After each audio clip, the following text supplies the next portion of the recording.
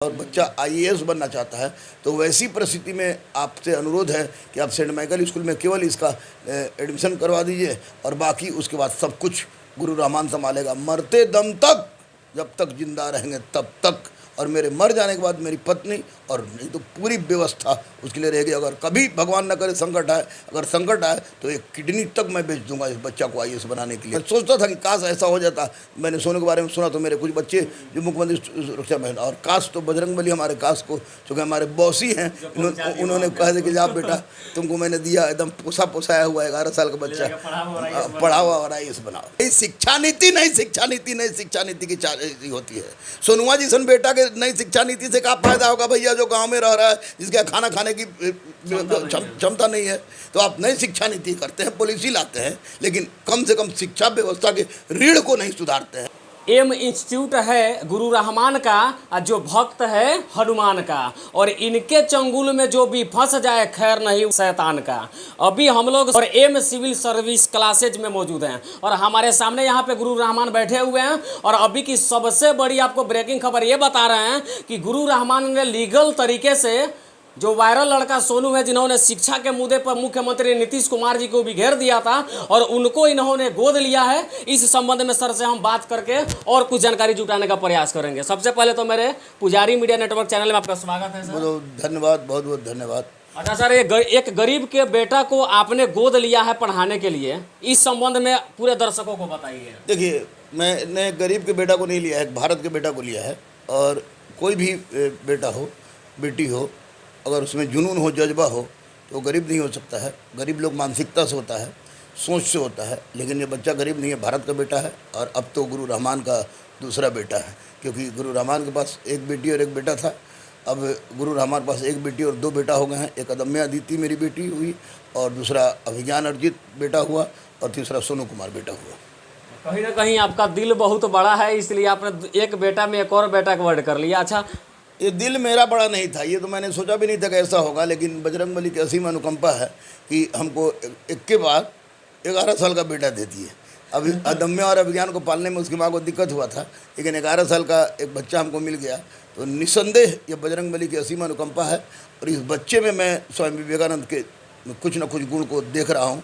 तो निस्संदेह ये मेरे लिए गर्व का विषय है कि मैंने इस बच्चे को गोद लिया। और इसके लिए पूरी लीगली कार्रवाई जो होती है, क्योंकि गोद ले लेना एक आसान प्रक्रिया नहीं है, एक लीगली कार्रवाई होती है। इसके लिए मैंने पटना हाई कोर्ट के बार काउंसिल के चेयरमैन आपको है शर्मा सर, आपको रामाकांत शर्मा जिनका नाम है, हमारे बाबूजी हैं, बाबूजी कहते हैं उनको हम, और हमको बेटा कहते हैं। तो उनसे सारा प्रोसेस करके सब कुछ करके मैंने किया। तो उन्होंने बोला कि 1 सप्ताह के अंदर पूरा कागज़ तैयार हो जाएगा, और पूरे कागज़ तैयार होगी। सिग्नेचर मेरा हो गया है, और मुखिया जी का सिग्नेचर हो गया है, वहाँ के थानेदार का सिग्नेचर हो गया है, मुकेश श्रीवास्तव जो उस क्षेत्र का थानेदार है।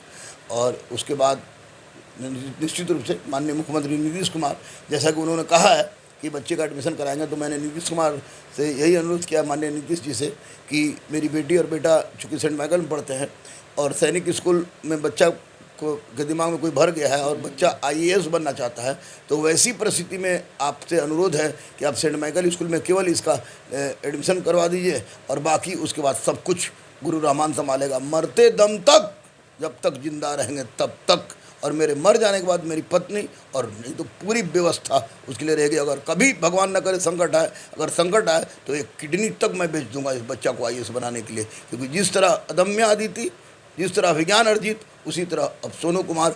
कोई हमसे पूछता था कि कितने बच्चे हैं, तो मैं बोलता था 2, अब 2 नहीं, अब मेरे पास 3 बच्चे हैं। 11 साल का बेटा आपको मिला, जो आपका सौभाग्य का बात है। बिल्कुल। अच्छा सर, आज हम लोग सोनू से मिले तो सोनू साफ तौर पे बात कह रहा था कि मैं कल तक मुख्यमंत्री जी का इंतज़ार करूंगा, बिहार के सरकार का इंतज़ार करूंगा। यदि कल तक हमारा एडमिशन नहीं होता है तो उसके पास हम भी ज़्यादा इंतज़ार नहीं कर सकते। उस परिस्थिति में क्या किया जाएगा?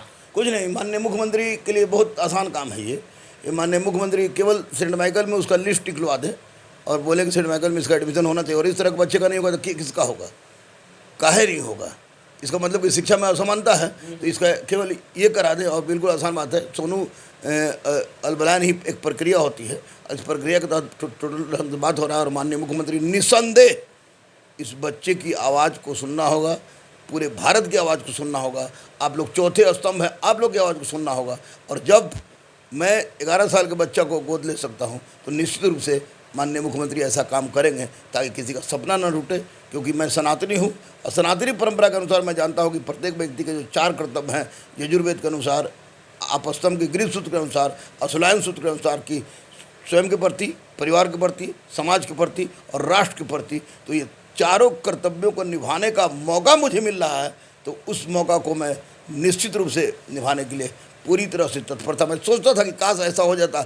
मैंने सोनू के बारे में सुना तो मेरे कुछ बच्चे जो मुख्यमंत्री सुरक्षा में, और काश तो बजरंगबली हमारे काश को, चूँकि हमारे बॉस ही हैं, उन्होंने कहा था कि जा बेटा तुमको मैंने दिया एकदम पोसाया हुआ 11 साल का बच्चा, पढ़ा हुआ और आईएएस बनाओ। अच्छा सोनू, जैसे मुख्यमंत्री से ये कह रहा था कि सर मैं पढ़ना चाहता हूँ, बचा लीजिए, मेरे पिताजी शराब पीते हैं, मुझे पढ़ाना नहीं चाहते हैं, और सरकारी विद्यालय में पढ़ाई नहीं होती, ये बहुत बड़ी बात है, एक बच्चा ने कहा। अच्छा आपको क्या लगता है सर, बिहार के सरकारी विद्यालयों की क्या सच्चाई है? देखिए, बिहार के सरकारी विद्यालय की सच्चाई ये है कि इसमें 2 तरह के टीचर हैं।